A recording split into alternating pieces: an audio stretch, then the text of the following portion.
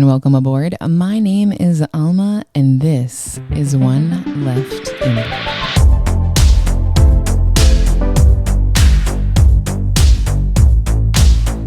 Today we are talking body, my body all over your body, babe. No, not that. That is not it. We're going to talk about how our bodies adjust to becoming flight attendants and the unique challenges that we face when we become flight attendants.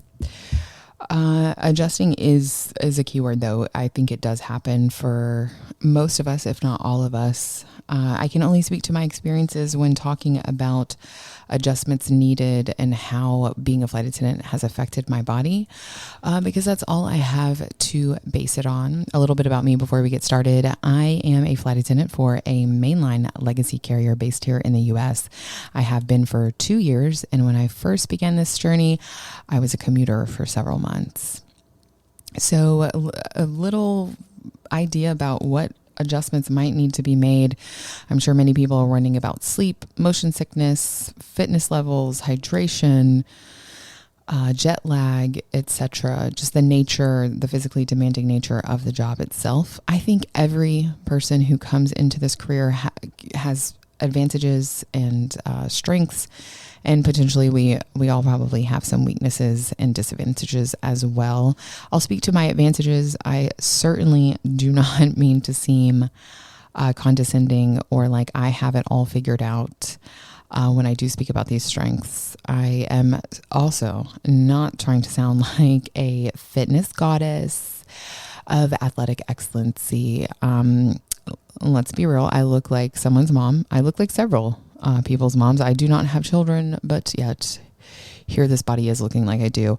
I, however, have a lot of endurance and strength. I've been doing CrossFit style, if not CrossFit exactly, workouts for several years before becoming a flight attendant.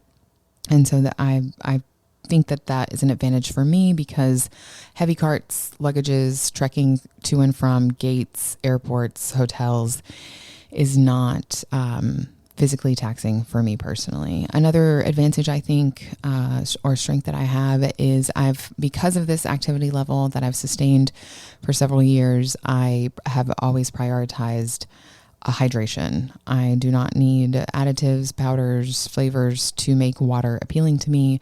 And I think that I get the minimum of the minimum, if not more, of water a day. And that certainly has remained true during my time as a flight attendant. Another thing, and I don't want to turn this into a TED Talk about nutrition, but another thing that I have prioritized is protein. Even when eating garbage foods, I still had protein in mind. All our neurotransmitters in our brain, the things that really dictate our moods and emotions, are made from amino acids and the building blocks of life. That is protein. And so those are some advantages that I've come in with. But I can say that it is not lost on me how certain aspects of this job can be challenging for people who may not have those strengths. When you are going to work, whether you live in base or you're headed to an airport to commute to work, you still stack up all your luggage. And if you're a commuter, that may be enough luggage for 5 days. That first day that you get there before your rotation starts, the 3 days that you are on your rotation, flying and laying over, and on that final day when you've missed your commuting flight home because your last flight of your last day came in too late. Now you have to stay another night. That's 5 days. So you can potentially be packing for that amount of time gone. And so you will be stacking all that luggage, putting it in a vehicle, getting it to the airport, reassembling it, dragging it through security into your gate, placing it in the overhead bins on your airplane that you're on, and then taking it all back down, reassembling it, dragging to your next gate, etc. Of course, on your layovers, you're dragging it all the way through the airport, out to the exit, across to where your shuttle picks you up. Shuttle drivers typically will load it for you. You're disassembling it, they're loading it, you get to the hotel, they unload it, you reassemble it, drag it to the lobby for the check-in of your room, and then up the elevator and down the hallway to your room, where you then disassemble it, open it up, and do it all over again just a few short hours later in the morning for your next flight. that can be cumbersome for some people. That can be a little more physically involved than some people expect. Another thing is the carts that are pushed up the aisles can be heavy for some people who are not maybe occupationally fit for such a weight. And so it's okay. You have coworkers that are going to be helping push or drag or pull that cart with you. Overhead bins, you may have mobility impaired passengers that require your assistance getting those items in the overhead luggage. And if they are mobility impaired, they might also have a lack of strength where you might be doing most of the lifting. Again, you have coworkers to help you with this. Closing overhead bins that have a couple hundred or more pounds of carry-on luggage in them. There are ways to keep your body safe in doing this. And of course, you have coworkers to help you. All that being said, these just might be surprises to some people who aren't aware of the physically demanding aspects of being a flight attendant. While I don't struggle with those things, there were an amount of changes that happened all at once. So if you are, whatever your job is, if you work in an office and you're working from home, now you have to be back in the office. If you are working in a restaurant and you go from being the hostess to the server, or if you are a bartender and you are, in a bar that people still smoke inside, or loud music is played, we all have challenges that we face in our occupations. I would like to have you help me welcome my co-host for today. That air conditioner that just turned on and maybe a little loud. I do apologize for that. But we all face challenges in our workspaces. I think that when you become a flight attendant, one of the challenges is that they are so many all at once and so many changes, and they may be very nominal changes, but just having them happen all at once. So from, the worst case scenario of, I don't have a very physically demanding job. Now I'm doing all the luggage things and the cart things and the overhead bin things. And then on top of that, I'm commuting, so I'm not eating well. And on top of that, I'm going out with coworkers. And on top of that, I am assigned international trips that jet lag me into oblivion. And on top of that, etc. Okay. So I don't want to discourage you, but there were a few things that happened all at once that were not nominal. The effects of those were felt. So for me personally, it was commuting, and I will do a whole other episode on meal prepping, but commuting made it incredibly difficult to bring enough food, keep that food cold, etc. So I dined out more than ever before. And prior to becoming a flight attendant, there were weeks where I got 5 or 6 days in at the gym, but my workout schedule is typically just more days a week than not. So that's 4. And becoming a flight attendant and on top of that commuting, I was not going to the gym as much as I was before. Surprisingly, I was able to continue going to the gym more days than not while in training. And I thought that was a great indicator that I would continue that winning streak, so to speak, while actively engaged in a rotation as a flight attendant. But that was not the case.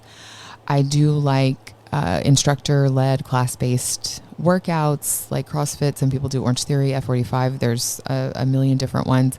I am not one that can walk into a gym, no matter how well equipped it is, and just make something up. So that was incredibly challenging for me. My crash bed hotel had a room that they put 2 treadmills in and called a gym. So there was that. And then where I was based had a gym in that airport. So I could have landed from my commuting flight, changed into my gym clothes, worked out, got, into regular clothes, and then called the shuttle to go to the the crash pad hotel. I did not do that.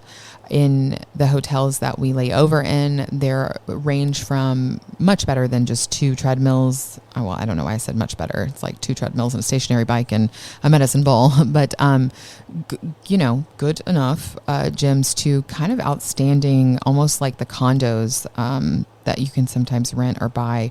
Those buildings will have very nice gyms, and these hotels sort of live up to that quality. So there's a range, but I just want to say that I had access to these places.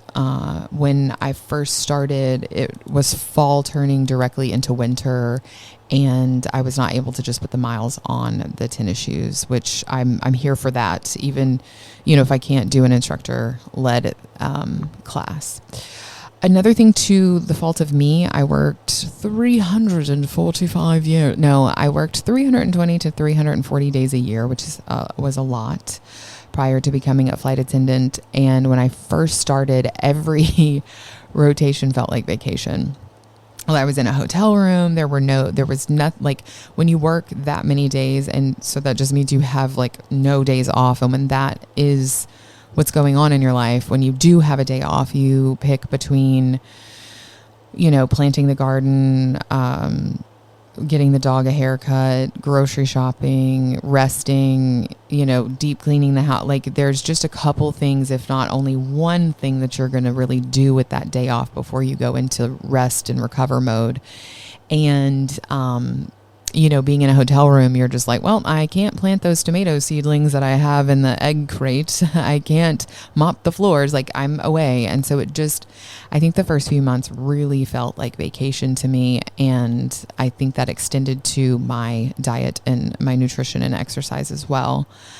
When I started to really realize what was happening, and not to digress too much, but I think I don't know if we all do, but I will speak for myself. I have a touch of dysmorphia. So I can look in the mirror and feel like I look awful when it's actually not that bad, or I can look in the mirror and feel like I look great and I've actually put on some weight and I don't see it.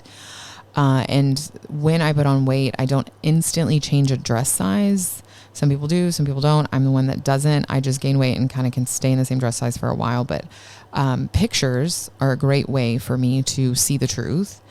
And so I was reflecting on some pictures that were just a handful of weeks apart. And I was like, oh no.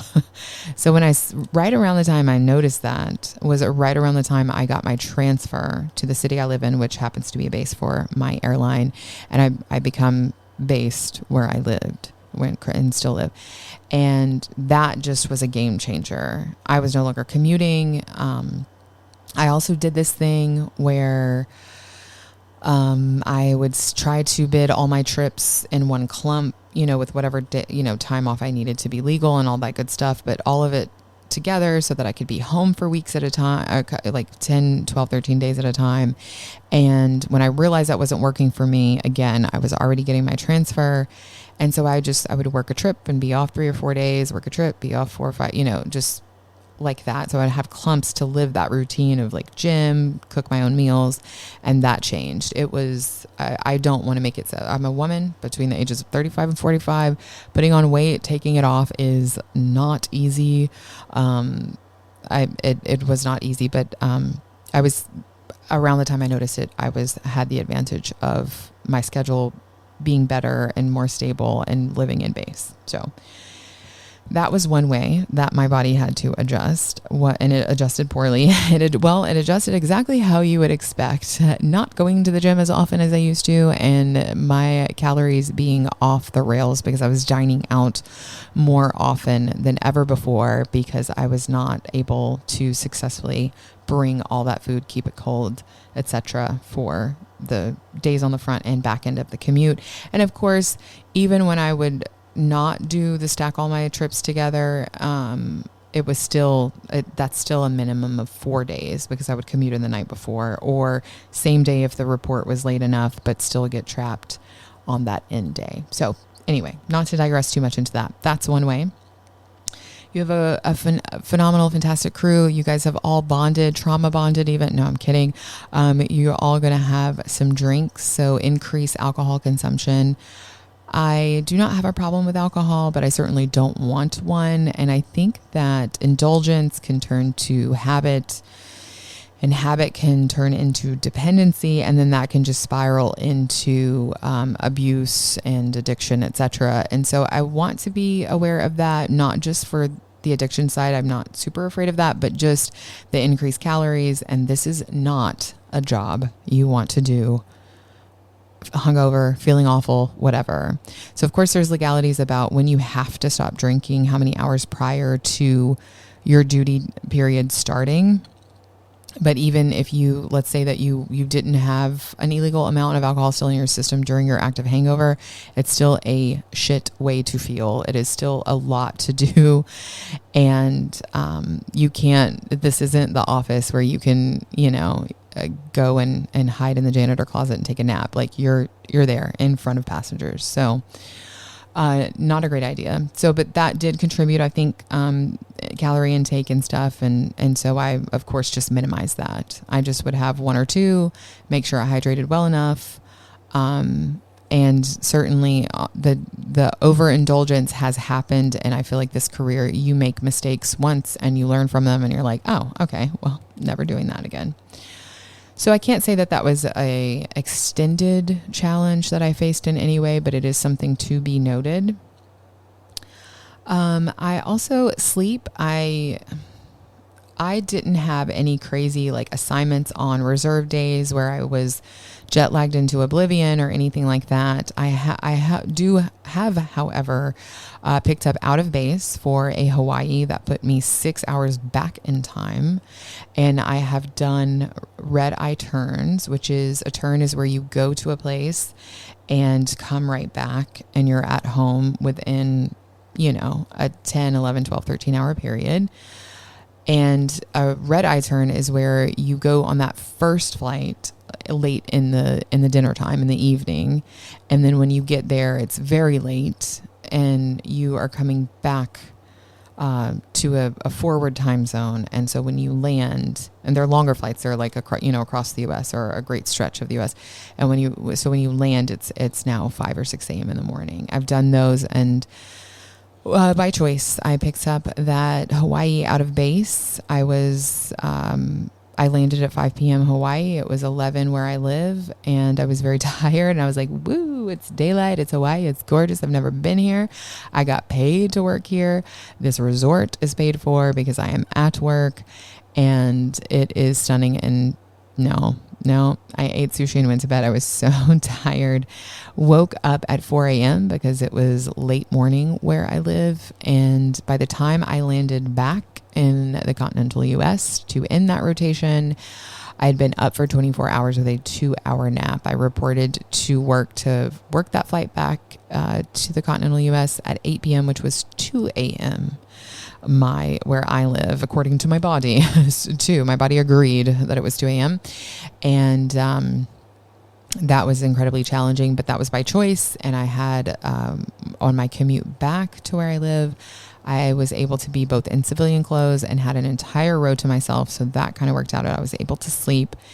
Then I have picked up those turns that I've told you about willingly. Somehow, for some reason, it is a senior trip. They love them, but sometimes they'll drop them and other flight attendants can take them. And so I took one, and it's very profitable. You're there and back, but it's a high flying hours.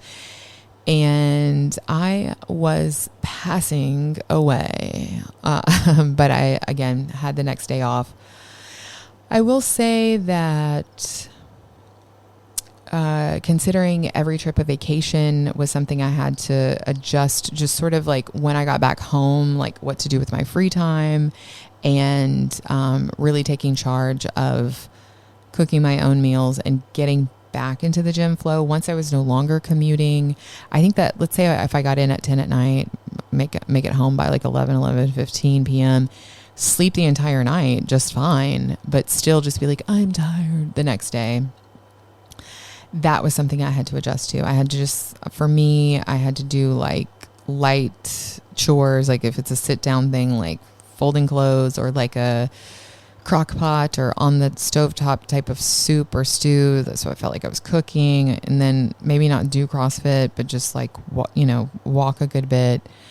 And then I just got to the point where I was like, no, this is my day. Like I own this day. This day is my day. Exhaustion, my airline, what I just did for 3 days does not own this day. And I was able to adjust that way. I think that I don't know if I spoke about motion sickness. That's not something I ever struggled with. I think maybe a couple of times I was just like, ooh, but never got sick because of it, but just got a little like, not enough to write home to mom about, as they say. I think, so we talked about sleep. You have a minimum, but I will reiterate, when you are on your layover, you may get into that layover at 12 in the morning, 1 in the morning, or something like that. But you have a minimum rest that you have to get. And that rest period does not start when you land in that layover city. It does not start when all the passengers are off the plane. It does not start while you're in the shuttle. It starts while you're behind the door. So you will be able to shower, eat, decompress, relax, sleep, wake up, and have time to get ready. So that's great. And so for me, I just didn't really I've not done any jet laggy trips except for the few that I've described, or the couple. And so I haven't experienced that. I can't speak to that. I'm sure it's probably a real thing. A lot of flight attendants come out of training, they do their schedule they're assigned, and then they pick up a bunch of dropped trips that are internationals because, hello, why not?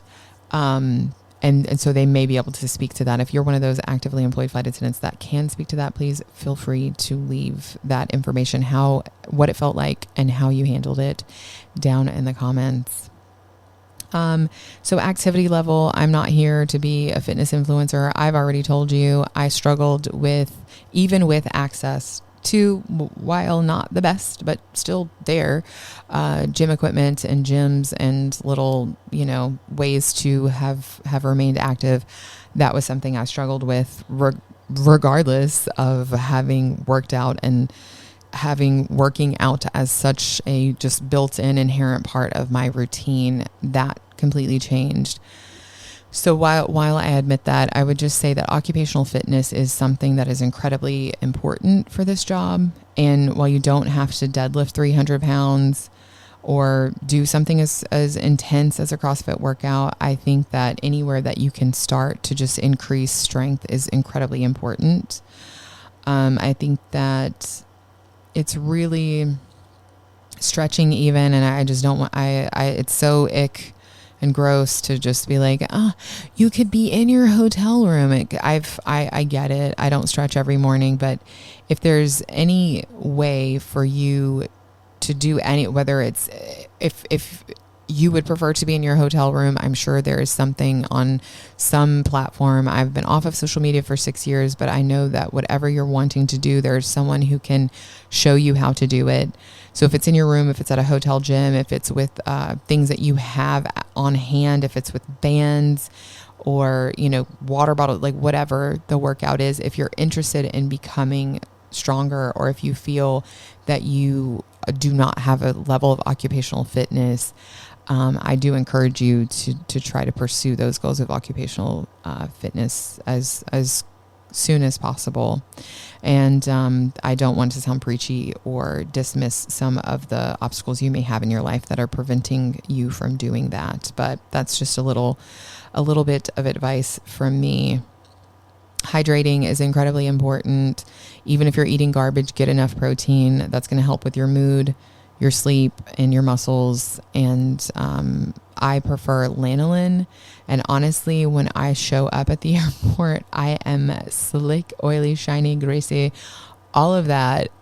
I do not look like that for the rest of the day because it is so dry that it just sort of quickly balances out. I love lanolin under my eyes and on my lips. It's fantastic. And I do exaggerate to a degree about how oily I actually look. It's not as terrible, but body changes to be expected. I know, exhaustion, you have to reclaim your time off. You have to make sure that one thing that was told to me by a coworker prior to becoming a flight attendant, this is at my other job, we would have these big lunch breaks because they needed us earlier and they also needed us later, but they couldn't keep us on the clock for that long. And she would go to like an Orange Theory style class, and I was just so impressed. And I was like, are you not tired? Like, we work so much. And she'd say, yeah, I'm tired, but aren't you tired? And I'd be like, and she's like, okay, so you're going to be tired and in shape, are tired and out of shape. We work a lot. We're always going to be tired. And that kind of stuck with me. Bodies adjusting to things. We're very resilient. And if we increase weights and endurances, this job just will not be a physical issue for you. If you are considering becoming a flight attendant and you feel that you're of an 850, 60, do not be discouraged. I work with people who are as junior or more junior to me that are your age and older, and they have done just fine, whether it was researching ahead of time or radical acceptance and in real time adjusting their bodies to the demanding nature of this job. So please do not be discouraged. Well, I just want to say thank you so much for being here with me today. Thanks for being on board. If you have any comments or additional things you would like to say, or points you would like to make, or questions you would like to ask, feel free to do so. I am Alma, and this has been One Left Inboard.